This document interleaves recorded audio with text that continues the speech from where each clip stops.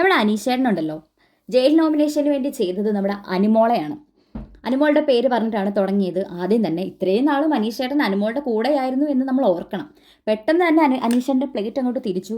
അനുമോൾ ഒരു പ്രശ്നം ഉണ്ടായി കഴിഞ്ഞപ്പോൾ അത് വലിച്ചു നീട്ടി. എത്ര ദിവസങ്ങൾ കഴിഞ്ഞിട്ടും അത് സോൾവ് ആക്കാതെ ഇങ്ങനെ തന്നെ നിൽക്കുമായിരുന്നു. പ്രശ്നങ്ങൾ വലിച്ചു നീട്ടുക, പ്രശ്നങ്ങൾ അടുക്കളയിൽ പ്രശ്നങ്ങൾ ഉണ്ടാക്കുക എന്നീ കാരണങ്ങളൊക്കെ പറഞ്ഞിട്ട് നമ്മളെ അനുമോളെയാണ് അനീഷേട്ടൻ നോമിനേറ്റ് ചെയ്തത്.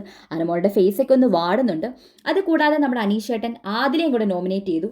ഈ അടുക്കളയിൽ ഉണ്ടാക്കിയ പ്രശ്നം തന്നെയാണ് ആദിലയുടെ കാര്യം. ആദിലയുടെയും നൂറയുടെയും പേര് അനീഷേട്ടന് പറയണം എന്നുണ്ട്, എന്നാലും ആതിരയുടെ പേരാണ് അനീഷേട്ടൻ പറഞ്ഞത്. അപ്പം അനീഷേട്ടൻ എന്തൊക്കെയോ മനസ്സിൽ കരുതിക്കൂട്ടി വെച്ചിട്ടുണ്ട്. പക്ഷെ ഷാനവാസൊക്കെ പറഞ്ഞത് നൂറയുടെയും സാബുമാൻ്റെയുമാണ്. നെവിൻ പറഞ്ഞത് അനുമോളുടെയും സാബുമാൻ്റെയും കാര്യമാണ്. അപ്പോൾ സാബുമാൻ കിച്ചൺ ക്യാപ്റ്റൻ എന്ന നിലയിൽ ഭയങ്കരമായിട്ടൊരു ഏറ്റവും ഒരു ബാഡായിട്ടുള്ളൊരു ക്യാപ്റ്റൻസി ആയിരുന്നെന്നും നൂറ ക്യാപ്റ്റൻസി അത്ര പോരാ, ഹൗസ് ക്യാപ്റ്റൻസി അത്ര പോരാ എന്നുള്ള രീതിയിലാണ് പറഞ്ഞത്. അനുമോൾ അസ് യൂഷ്വൽ കിച്ചണിലെ പ്രശ്നം ഉണ്ടാക്കുന്ന രീതിയിലാണ് പറഞ്ഞത്. അപ്പം ഇങ്ങനത്തെയൊക്കെയാണ് ക്യാപ്റ്റൻസി ഇപ്പം നടന്നുകൊണ്ടിരിക്കുന്നത്.